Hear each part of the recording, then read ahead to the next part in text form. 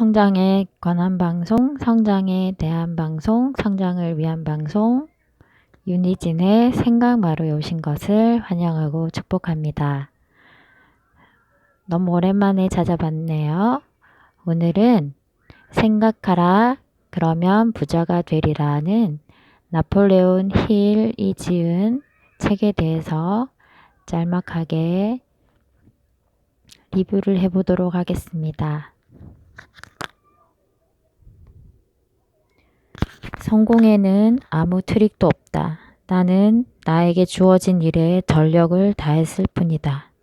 굳이 말한다면 보통 사람보다 아주 조금만 더 양심적으로 노력했을 뿐이다. 앤드류 카네기가 한 말인데요.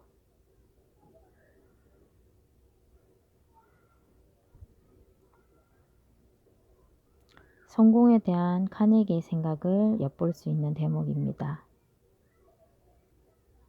프롤로그의 제목에서 저자가 부를 정의하는데요. 물질적인 부가 꼭 행복을 보장하지는 않습니다. 이 책은 부의 문을 열어주는 마스터키의 효과를 최대한 얻을 수 있는 방법을 명확하게 설명해 놓았다고 저자는 이야기하고 있습니다. 챕터 1에서는 인생의 12가지 재산에 대해서 이야기하고 있습니다.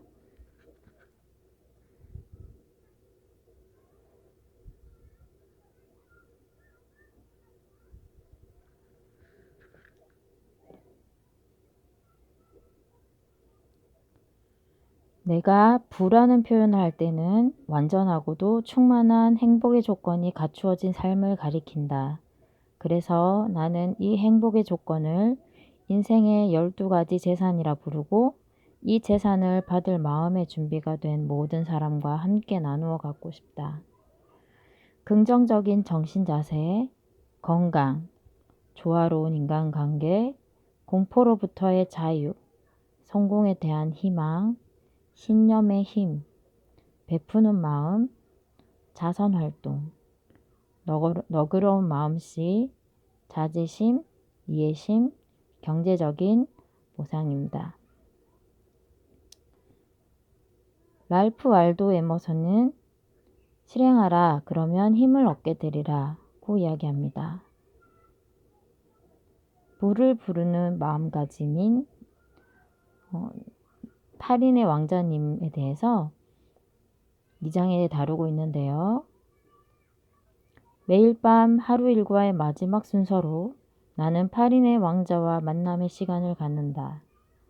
그것은 생각의 힘을 통한 만남이며 명상과 반성 그리고 신에 대한 감사의 시간이라고도 할 수 있다. 8 왕자님은 누가 있냐면 나를 보호해 주시는 왕자님, 물질적인 번영의 왕자님, 건강의 왕자님, 평화의 왕자님, 희망의 왕자님, 사랑의 왕자님, 낭만의 왕자님, 지혜의 왕자님이 있습니다. 그럼 저자가 했던 기도문을 한번 읽어보겠습니다. 감사합니다. 오늘은 참 좋은 하루였습니다. 나에게 심신의 건강을 주셨습니다. 음식과 옷을 주셨습니다. 오늘도 역시 타인에게 봉사할 수 있는 기회를 주셨습니다. 평화로운 마음과 모든 두려움에서 벗어난 자유를 주셨습니다. 이러한 은총을 주셔서 고맙습니다. 나를 보호해 주시는 왕자님, 내 지난날에 얽힌 문제들을 해결해 주시고 그럼으로써 내 마음과 영혼과 육체가 모든 공포, 분쟁의 원인과 결과로부터 자유롭게 해주신 것에 대해 당신들 모두에게 감사드립니다. 물질적인 번영의 왕자님, 내 마음을 항상 부유한 대로 향하게 하시고 궁핍과 빈곤의 두려움에서 해방시켜 주셔서 감사합니다. 건강의 왕자님, 내 마음을 항상 건강하게 하시고 그럼으로써 내 모든 신체 세포와 육체 조직이 우주 에너지를 충분히 충만하게 받을 수 있게 해주시며 적재적소에 그런 에너지를 배치하고 사용하도록 우주의 무한한 지혜와 직접 접촉하게 해주셔서 고맙습니다. 평화의 왕자님, 내 마음을 모든 억압과 스스로 만들어 놓은 올가미에서 벗어날 수 있게 해주시고 그럼으로써 내 심신에 완전한 휴식을 공급해 주셔서 고맙습니다. 희망의 왕자님, 오늘의 소망을 이루게 해주시고 내일의 목표를 이루어 주겠다는 약속을 해주셔서 고맙습니다. 믿음의 왕자님, 오늘도 저를 인도해 주셔서 고맙습니다. 나 자신에게 유익한 일을 하고 해로운 일은 미연에 하지 않도록 이끌어 주셨지요.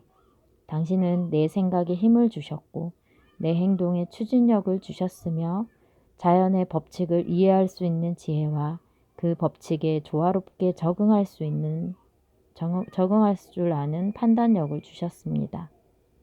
사랑의 왕자님, 내가 가진 것을 오늘 만난 모든 사람과 나누도록 인도하시고 타인과 나누는 것이야말로 내가 영구히 간직할 수 있는 재산이라는 점을 깨닫게 해주셔서 고맙습니다. 또한 나에게 사랑의 마음을 주셔서 고맙습니다. 왜냐하면 사랑만이 인생을 달콤하게 만들며 타인과의 모든 관계를 즐겁게 만들기 때문입니다. 낭만의 왕자님, 흐르는 세월에도 나에게서 청춘의 정신을 사라지지 않게 해주셔서 고맙습니다.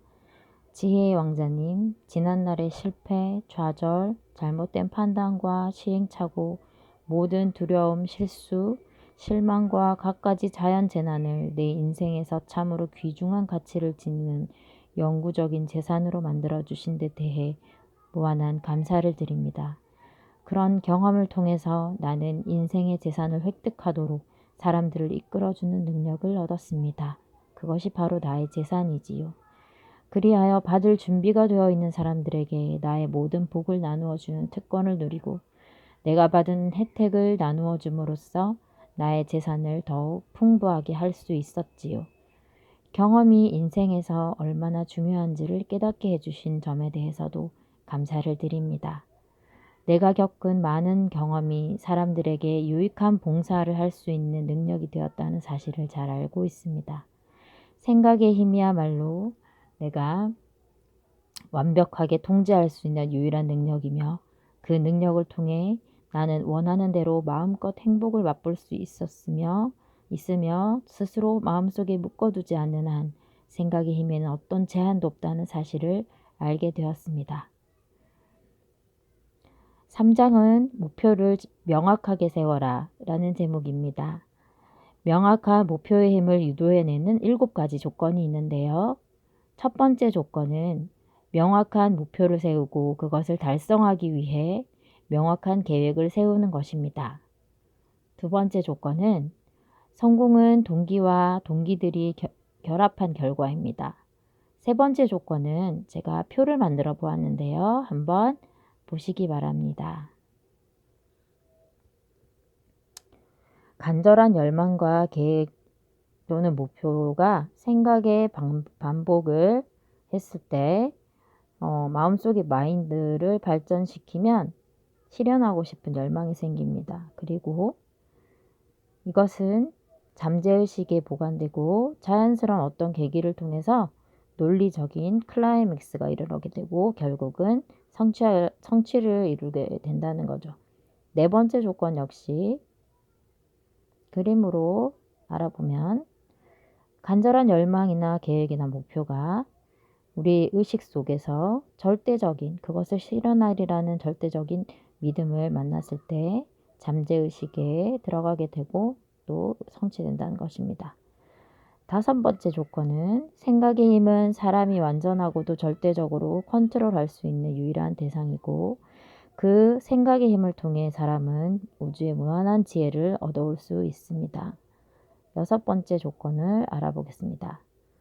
여섯 번째 조건은 잠재의식과 신념이 만났을 때 정확한 해답이 나옵니다. 앞에도 여러 번 나오는 잠재의식은 우주의 무한한 지혜에 도달하기 위한 입구이고요.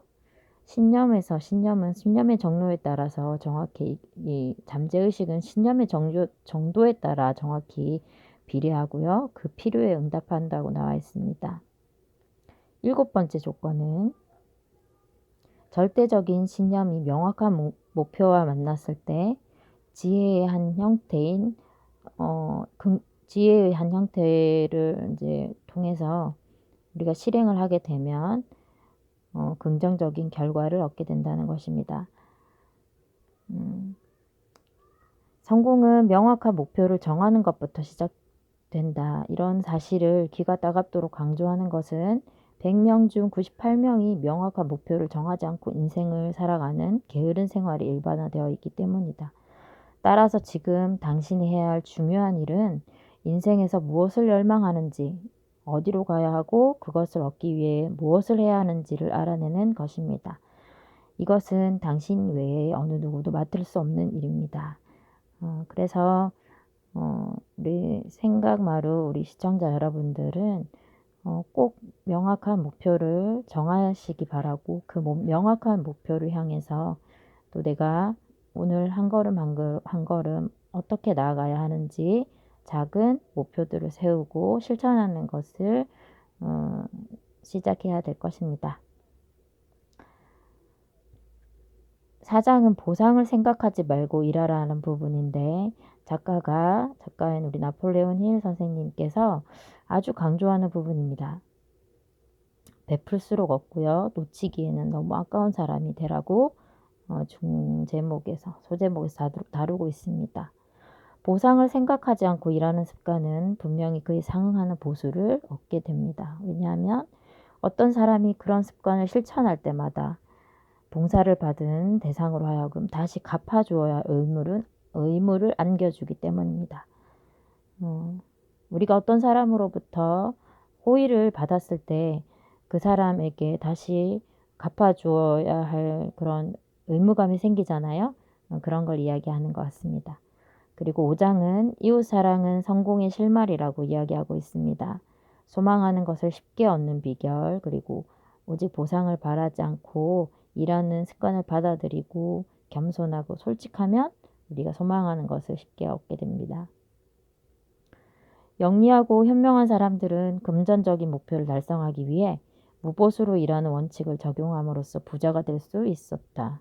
그러나 진실로 현명한 사람들은 이런 원칙을 통해 얻을 수 있는 가장 큰 보상은 평생 동안 지속되는 우정, 조화로운 인간관계, 자선활동, 이해심, 베푸는 마음 등 인생의 12가지 세상과 관련되어 있다는 사실을 알고 있을 것이다.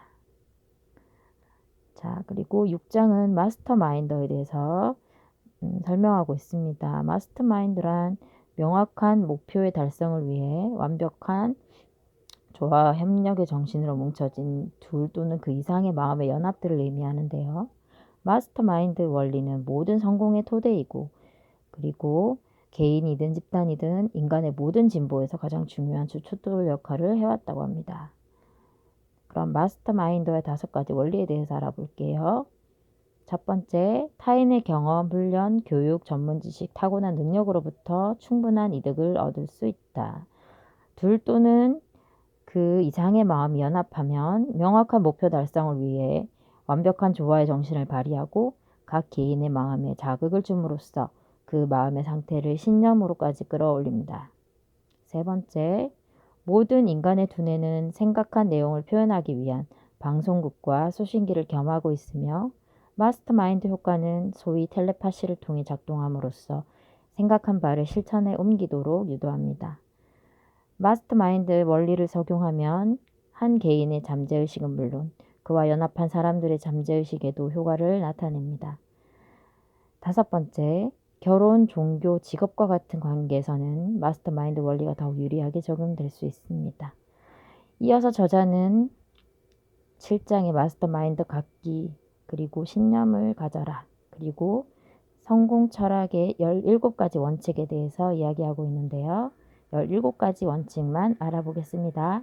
첫 번째, 보상을 생각하지 않고 일하는 습관. 두 번째, 명확한 목표. 세 번째, 마스터마인드. 네 번째, 신념. 5번째, 유쾌한 성격. 6번째, 실패에서 배우는 습관. 7번째, 창조적인 성견지명. 8번째, 자발적인 자세. 9번째, 치밀한 사고력. 10번째, 자제력. 11번째, 집중력. 12번째, 협력. 13번째, 열정. 14번째, 건강한 습관. 15번째, 시간과 돈을 계획해서 사용. 16번째, 황금률 실천. 17번째, 신비한 습관의 힘. 그리고 마지막 10장에서는 자제력을 발휘하라고 저자는 이야기하고 있습니다. 저는 이 책을 읽으면서 성공학의 대가인 나폴레온 힐이 제시한 부에 이르는 마스터키를 가져서 저도 성공에 이를 수 있는 그런 사람이 되어야겠다고 생각했습니다. 제가 블로그도 하고 있어서 지금 블로그를 쓴 것을 대본으로 해서 이렇게 방송을 했는데요. 여러분도 여러분이 잘할 수 있는 것을 개발하고, 그리고 여러분이 쌓아온 지식과 경험이 또 여러분의 삶에 윤택함을 주는 그런 강력한 무기가 될 수 있기 때문에 여러분의 삶을 또 잘 돌아보시고 여러분이 좋아하고 열망하는 것이 무엇인지를 생각해보는 그런 하루가 되었으면 좋겠습니다. 시청해 주셔서 감사드립니다. 다음에 또 만나도록 해요.